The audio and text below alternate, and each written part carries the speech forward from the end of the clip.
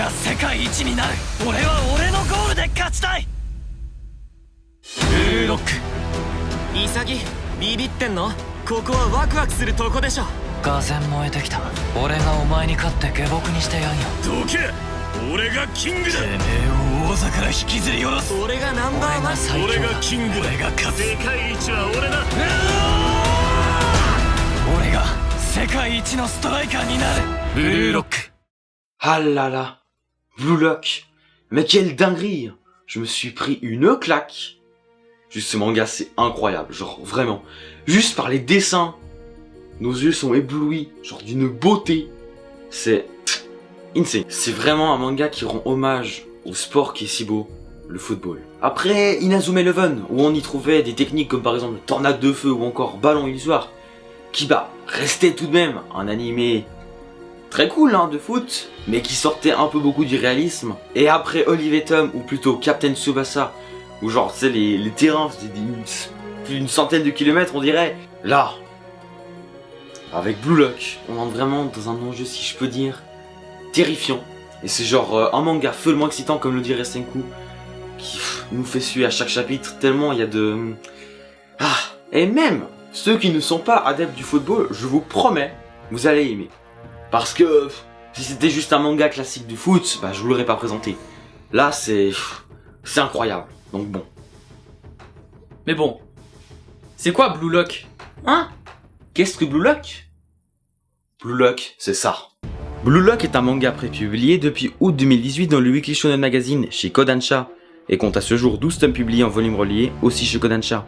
Il est scénarisé par Kaneshiro Muneyuki, un auteur qui a fait ses débuts en tant que mangaka en 2011, qui travaille également sur la série Yagan, édité chez Kazi et qui compte pour le moment 11 volumes. Le dessinateur, quant à lui, n'est autre que Nomura Yusuke, un mangaka né le 2 mars 1987 dans la préfecture de Kyoto. Il a 34 ans. D'après mes recherches, il aurait fait ses débuts en 2014, ou du moins, il se serait fait connaître à partir de ce moment-là. Enfin bon, nous ne sommes pas là pour vous parler de ces auteurs en détail, mais pour vous parler de Blue Lock.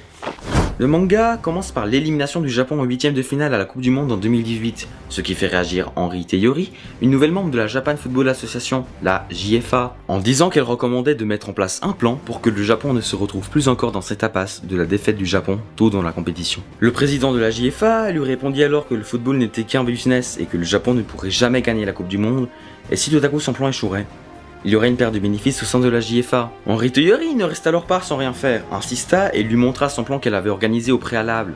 Elle a recruté un certain coach, Jinpachi Ego, qui a pour but de créer le joueur ultime qui pourra offrir la Coupe du Monde au Japon. Ce projet fut nommé Blue Lock.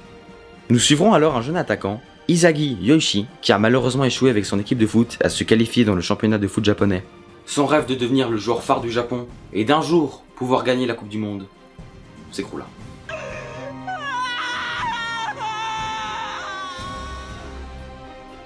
Mais en rentrant chez lui, il reçut une lettre dans laquelle il avait été sélectionné pour un projet d'amélioration de joueurs. Uniquement 300 attaquants de moins de 18 ans avaient été sélectionnés. Et ce projet, c'était Blue Lock. Et il n'en restera qu'un. Tous ceux ayant échoué ne pourraient alors plus jamais rejoindre la sélection japonaise de football. 299 joueurs seront malheureusement sacrifiés, mais pour la bonne cause, de créer le meilleur joueur au monde.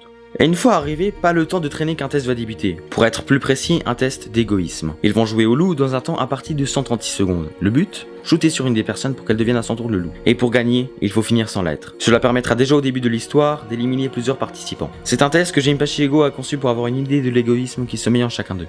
Alors Isagi, va-t-il déjà réussir ce premier test ? C'est la question. Alors bon, j'ai décidé de vous en parler aujourd'hui parce que c'est mon coup de cœur de cette année. Ça faisait tellement longtemps que j'avais pas ressenti une telle excitation en lisant un manga. C'est juste incroyable, c'est magique. Tellement en plus de suspense à chaque fin de chapitre.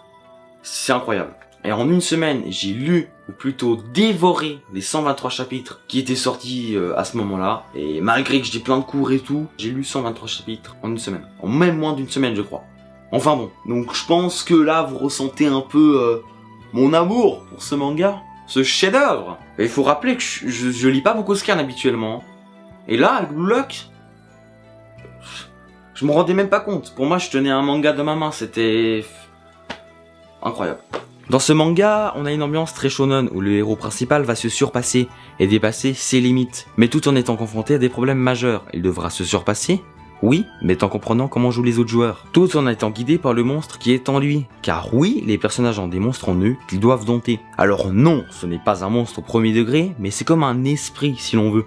Un monstre qu'ils devront contrôler, un monstre qu'on a en chacun de nous. Le monstre, c'est un peu la petite voix qui va nous dire « N'aie pas peur, fonce !» Jinpachi Ego, celui qui va former ces 300 joueurs et qui va créer le joueur ultime, va nous faire voir une vision du football comme on n'en a jamais vu auparavant. Il a une vision très individualiste du football qui met principalement en avant les attaquants et le fait que le meilleur attaquant est celui qui marque le plus de buts. Et veut nous faire comprendre que pour être le meilleur attaquant du monde, il faut trouver cet ego. Comme son prénom Ego, enfin je pense que le prénom Ego était un jeu de mots de l'auteur. Enfin bon.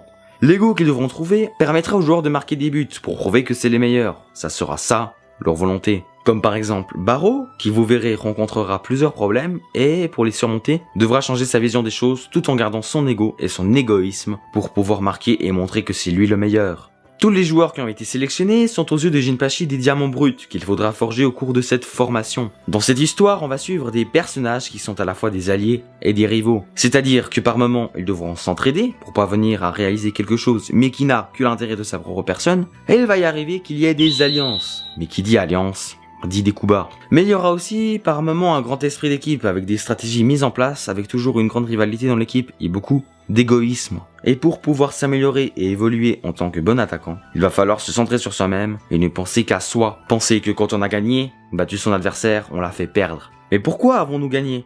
Pour ne pas perdre et ressentir cette rage ou tristesse lorsque nous échouons. Et il faut aussi bien avoir en tête que quand on gagne, on peut détruire la carrière de son rival. Game over. Voilà pourquoi il va falloir se surpasser et ne se centrer que sur soi. Et c'est là où l'égoïsme dont parle Jinpachi fait place. Pour être un bon attaquant, il faut être égoïste. Et être égoïste, c'est quoi? C'est privilégier son propre intérêt aux dépens des autres. C'est-à-dire que on va jouer pour nous et on s'en bat les couilles. Genre des autres, tu vois, genre nous on joue pour nous, toi t'as raté ton truc, bah voilà, t'avais qu'à pas rater, moi j'ai réussi. C'est ça l'égoïsme que Jinpachi Ego veut faire trouver aux joueurs qui sont dans la sélection. Voilà à quoi servait le test d'égoïsme au tout début du manga, le jeu du loup. Et rappelons-le, un bon attaquant, c'est un buteur, celui qui aura marqué le plus de buts est dans 99% des cas considéré comme le meilleur. Alors de base, je n'étais pas tout à fait d'accord avec ce que disait Jinpachi Ego, mais au fur et à mesure que j'avançais dans le manga, je comprenais ce qu'il voulait dire et carrément a changé d'avis. Et c'est ce qui fait le point fort de ce manga. C'est un manga qui a fait changer ma vision sur le football, un manga qui m'a procuré un plaisir inconditionnel. Avec cette folle excitation, plus j'avançais dans le manga, des dessins incroyables qui pèsent vraiment. Et par-dessus tout ça, cela traite de d'autres sujets sur la société tout en ayant comme exemple le football. Car ce manga ne parle non seulement du foot, mais aussi de nous. La vie qu'on mène, nos choix, nos rêves. Tout ça, comme par exemple le fait que de nos jours, on a tout pour être distrait et nous n'avons plus vraiment cet ennui qu'on aurait pu ressentir il y a des années de cela. Et là, dans le manga, ils sont enfermés dans cette boîte spécialement dédiée au football. Et dedans, ils jouent au foot, pensent foot et dorment foot. Il n'y a pas 3000 distractions. Il y a une cantine pour manger, des dortoirs et douches, aussi des sodas et des terrains de football.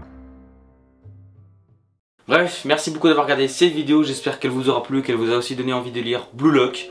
Je vous le rappelle, Blue Lock est disponible maintenant depuis le 2 juin chez Puka Édition. Maintenant on n'attend plus que l'animé qui apparemment d'après certaines rumeurs devrait bientôt sortir. Sur ce, n'oubliez surtout pas de lâcher un énorme et puissant like, de vous abonner, de faire tout le tralala, vous savez ce qu'il faut faire. Bref, c'était Adrien de Just Taco. Bye ciao.